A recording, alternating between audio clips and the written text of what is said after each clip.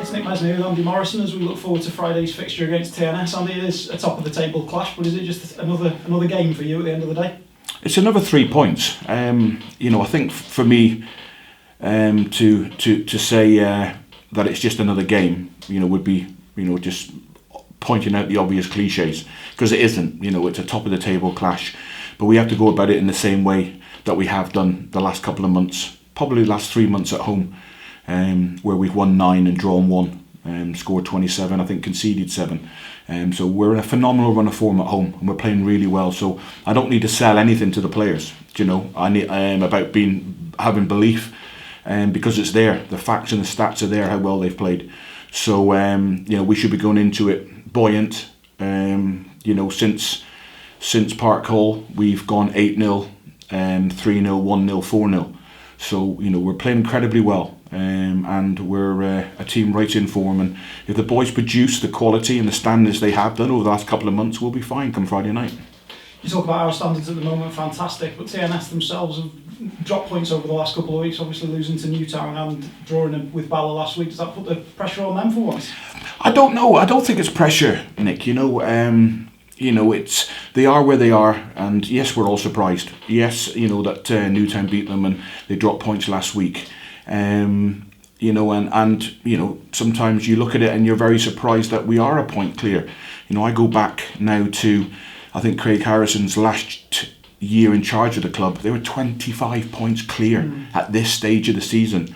They'd won the League Cup, they were going into the semi-final of the Iron Brew, and they had the Welsh Cup final coming up. So, for it to decline the way it has since then, I'm as surprised as anyone.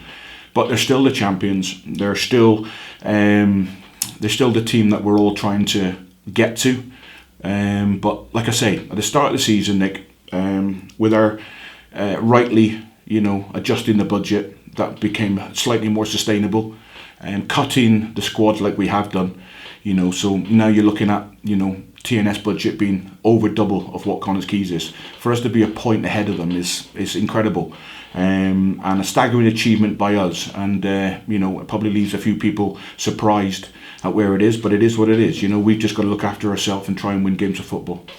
The last time TNS did come to D-side, it was a 1-1 draw and a tight affair. Do you expect a similarly tight affair this Friday? I would imagine it would be the same. That was a strange game, Nick. There was a penalty given. That wasn't a penalty. I've heard a few from TNS bubbling about not having a penalty. Why do you want charity?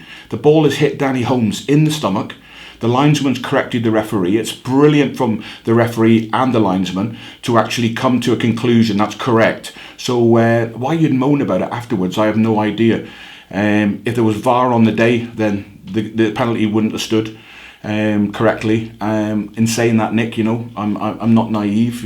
George's sending off would have been would have played with 10 men for a lot longer, albeit the sleeve of his shirt catching the player.